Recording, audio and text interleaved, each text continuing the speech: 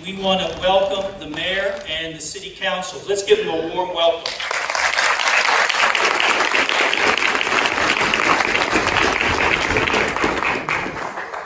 And they will be treated with respect. They are under no obligation to answer questions.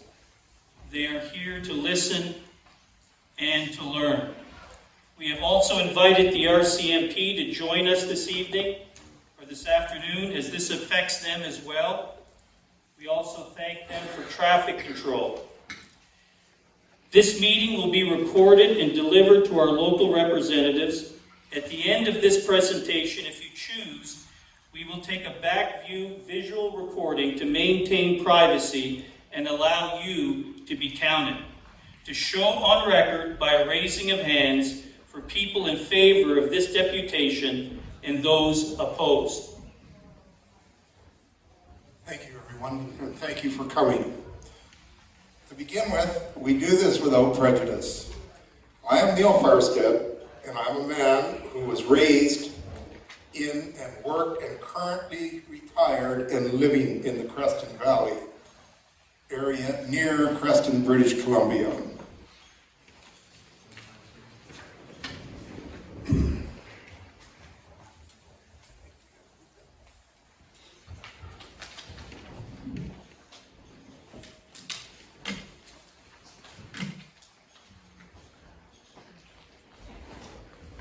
I am Pastor David Ripley, a man living within the town of Creston. By the way, a very beautiful town.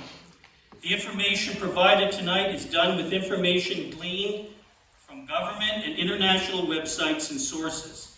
In good faith, we have tried to interpret and best decipher what we have found to share with you. If we have misinterpreted any information, we are open to being corrected. At least he is.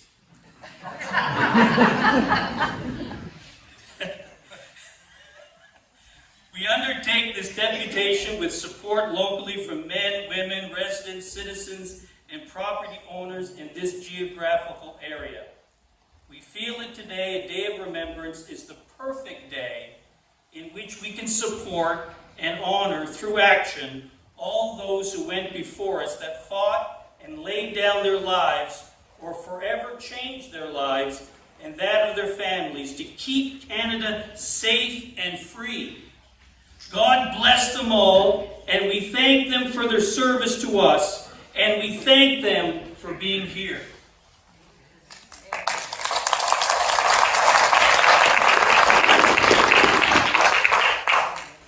Today, we are questioning if fraud has taken place within our local governments. As it appears, they may be governed by a global entity through public-private partnerships. Our local representatives may or may not know this, and I'd like to present what I and others have found. If you, as our elected officials, are not the body in power and control, who is? Who's your boss? Who's pushing the sustainable development and climate action plans within the organizations? Do you feel at all manipulated that such plans of overreach were being slid past you before you even found your feet within your newly elected positions? Why do you think this was done to you? If those ideologies that are being forced upon the residents turn out to be unlawful and out of your area of jurisdiction, who do you think will take the fall or go to jail?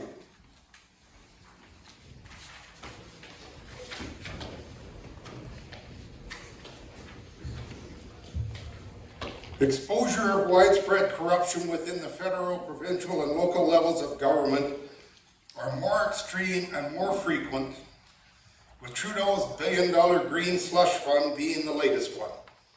The Harper government was no better when it lost $3.1 billion in anti-terror funding. And that takes us to the next slide. In 2011, the Canadian Security Security Intelligence Service, CSIS, then Director Richard Fenton, warned of foreign countries infiltrating Canada at municipal levels. So my question for you is, why are you taking your orders from known criminals without questioning? Because we're told to do it has never been a valid defense. Perhaps this presentation may provide clarity. Did you know that the town of Creston and regional district of the central Kootenay offices are United Nations satellite field offices, which are a public-private partnership acting in de facto law? In this UN partnership, everything can be done by the signatures of only two people, the mayor and the CAO, or, in the case of the regional district, the chair of the board and the CAO. These two people can call a local emergency, which is why you had better know who they work for. Therefore, instead of gathering in their unlawful offices, we have instead gathered in this neutral place and space in a house of God, under God, as men and women. The agenda today is to inform elected representatives of suspected fraud that has taken place, to give the restructuring history of all municipalities under Agenda 21 and Agenda 2030, where Canada became a UN member state, UN member nation state, in 1992, and appears to have ceased existing as a sovereign country. To inform you of the non-binding global action for sustainable government development, whereby a UN municipal primer was sent out to all our local towns via the Federation of Canadian Municipalities and the Canadian Council of Ministers of the Environment, outlining how they were to restructure their governments. All informational items presented here tonight are backed up by supporting documents. Any of you can find yourself, and you are welcome to view this after the presentation. By most accounts, Agenda 21, the UN Agenda 21, is fantastic at first glance. Then, as the climate action plans of both the regional district and the central Kootenay and the town of Creston do, only until further investigation are other agendas revealed, not that are of benefit to all, especially us and the earth. How we come to the history? The following is quoted from the local Agenda 21 planning guide. The UN Conference on Environmental Development produced Agenda 21 in 1992. And since that time, Agenda 21 has become the guiding international blueprint for development into the 21st century. During the preparation of Agenda 21, the International Council for Local Environmental Initiatives, or ICLEI, worked to ensure that this global plan also addressed the roles and perspectives of local governments.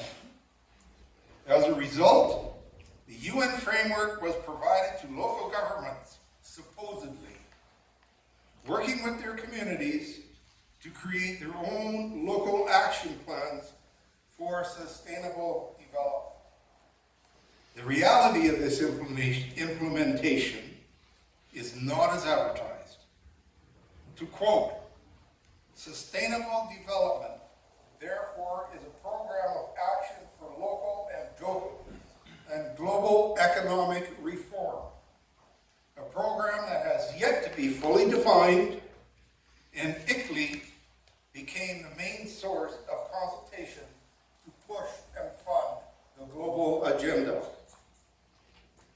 As an example, a quote from Elizabeth Dodswell, the former executive director of the UN Environmental Program, stated, The terms like sustainable development and environmental conservation can often conjure up images of processes too grand for local communities and their organizations to handle and influence. For all these reasons, the Local Agenda 21 Planning Guide is more than just another book. It is a lever, more like a cleaver, for changing the art of managing sustainable development at the local level of government. Indeed, this guide can serve as a symbol of today's historic transformation of the concept of partnerships. And I ask you, is this management or manipulation? Okay, Brian Mulroney.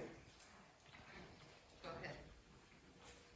Brian Mulroney signed the international treaty whereby he agreed that Canada would join the UN global governance system.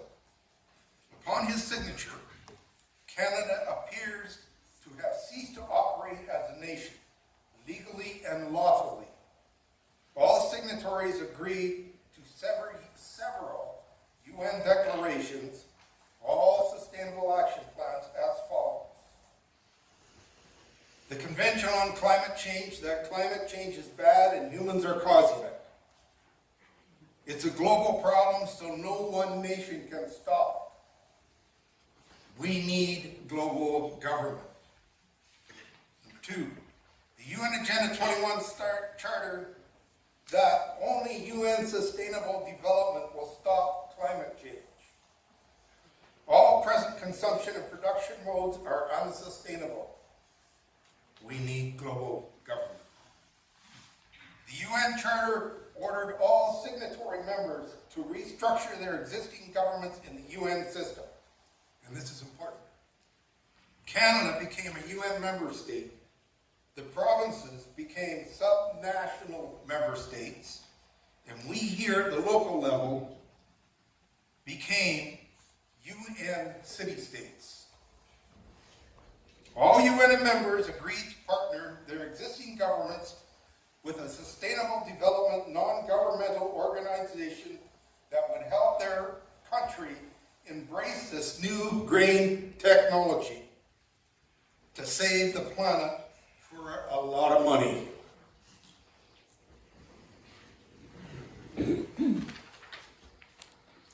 UN members use the trademark Sustainable Development Goal logos. I just want to play that video. Yes, ma'am. She's going to play a video. I have to pause. You have to bear with me because there is a commercial. I can't stop the commercial. It came off a TV site and we couldn't get the commercials out, so sorry. Just ignore it.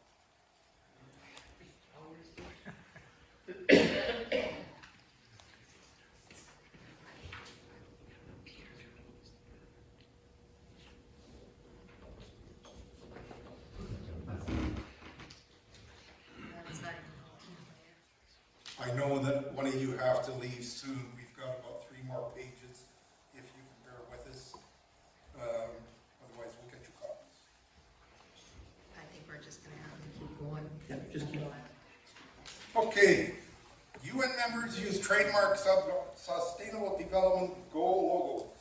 And we have them here somewhere. There they are. This helps you know who's getting money from the UN, the WEF, and the World Bank.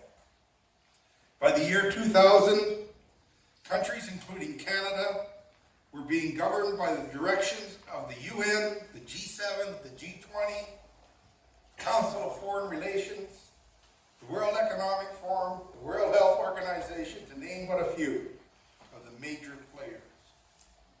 Every one of these organizations is a foreign-based, non-governmental organization, or an NGO. Every one of these organizations are unelected.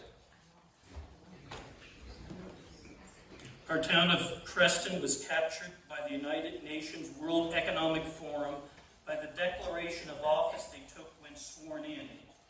Once they are sworn to serve the municipality instead of us, they have agreed to municipal government and regions instead of de jure, and I said that correctly, toujours, as my wife is French, Canadian lawful legislation, they are under a false oath.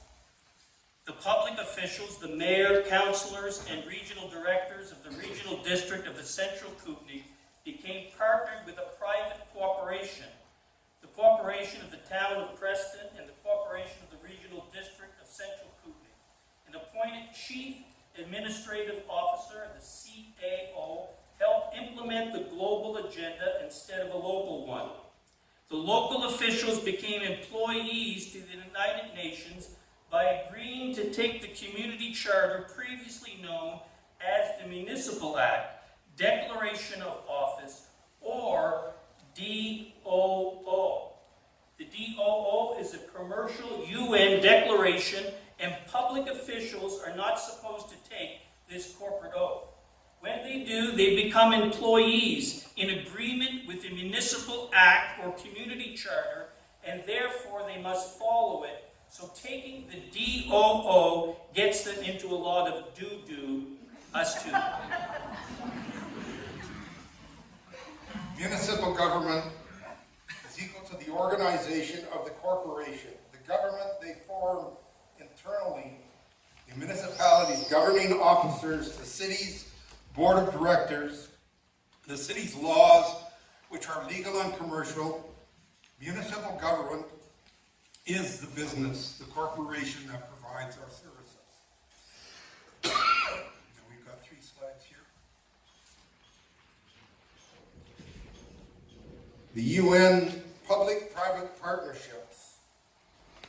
They look like government, they spend like government, but they are not government.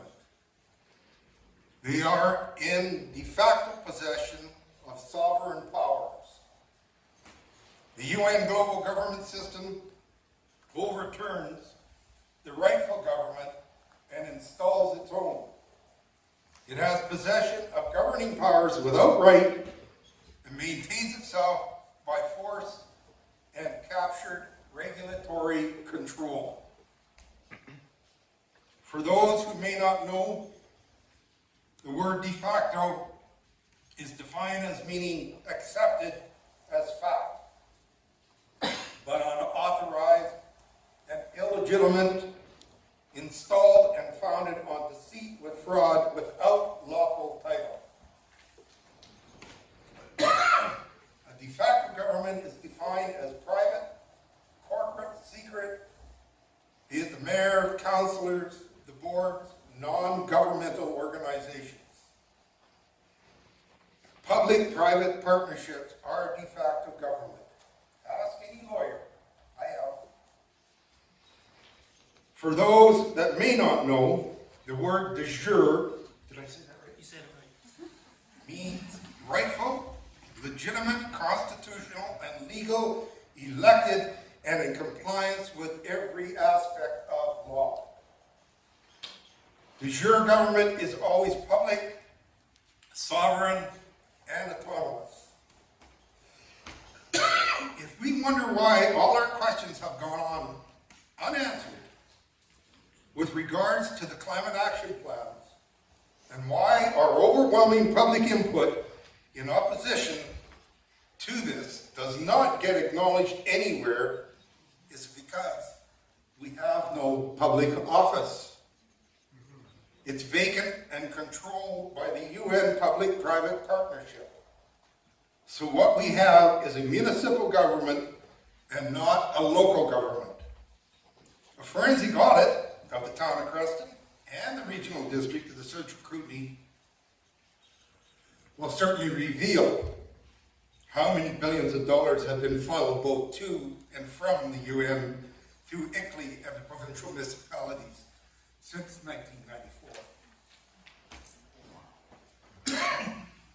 Regardless of Canada being a UN member state, no level of government or elected a public official has the authority to implement foreign mandates, policies, treaties, or any agreements that violate the Canadian Constitution, the Charter of Rights and Freedom, the Bill of Rights, and or the Coronation Oath. conspiring with foreign powers to assist in any preparatory act to the takeover of our nation is an act of high treason according to, pardon me, Section 46-1B of the Criminal Code of Canada. Elected officials have all, whether knowingly or willingly, entered into a partnership with international entities who are seriously committing high treason against Canada. This is a serious, serious matter. And we are here not only to make you aware of this corporate takeover, but to suggest to you, get out of it, for both your sakes and ours.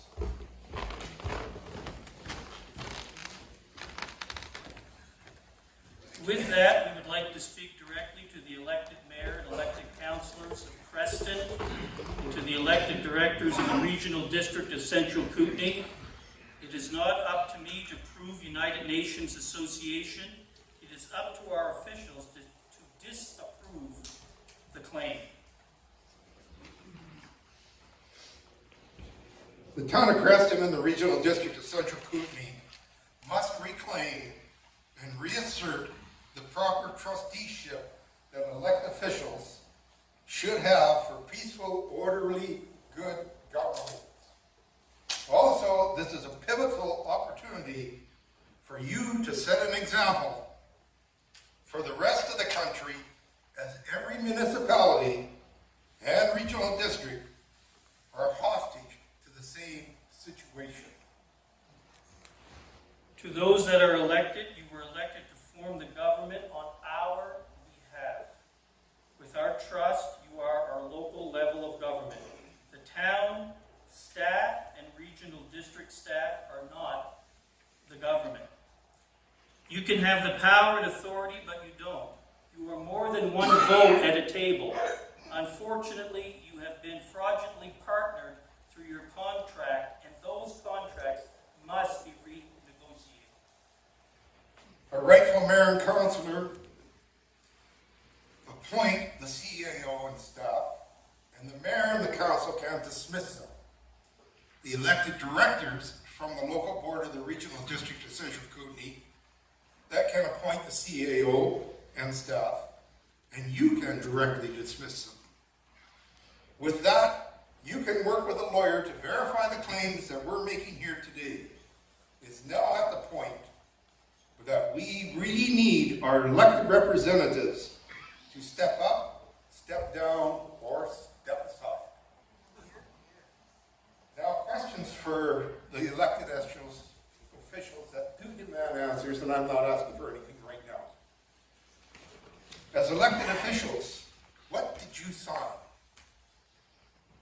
Did you understand what oath you were asked to take when you took public office? What jurisdiction are you in, and who's your employer? Did you sign more than one oath? What were your sign designates what jurisdiction you're operating under? The possible proof of the town and the regional district fraud may be in your oath. Who did you swear to serve?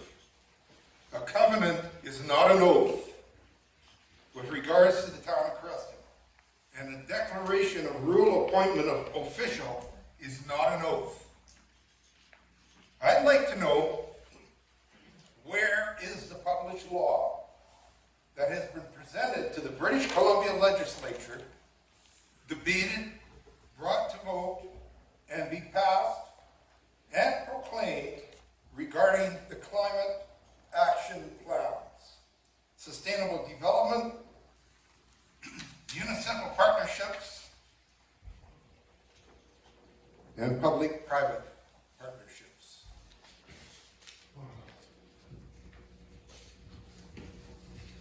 If these published laws cannot be produced, these public-private partnerships and the United Nations programs are not compliant to British Columbia laws, and government is acting in a state of ultra-virus, V-I-R-E-S. ultra vires is a body exercising invalid excess or power of authority. We need to turn back the page to a simpler time when open, transparent municipal government and regional districts were serving the men and women of their areas in their best interests and not the other way around. In the coming days, the Creston Mayor and councillors, the regional district directors will receive an electronic information package which will contain the text of this deputation as well as thought-provoking supporting documentation of which we have spoken about here today. We require a written response to the aforementioned questions by November 30th, 2023. I'll be happy to give you any contact details you want from me. As for the rest of us sitting here, there is no Kate Crusader that's going to whisk in and change this for us. We have to be proactive. We cannot sit back and relax. It is up to each and every one of us here to become involved. And here's your chance. So, with that, we want to take a vote. And we'll do it, the camera from behind. We want to know, because we just want to preserve everybody's privacy. We want to know how many people are in favor of this declaration with a raise of hands.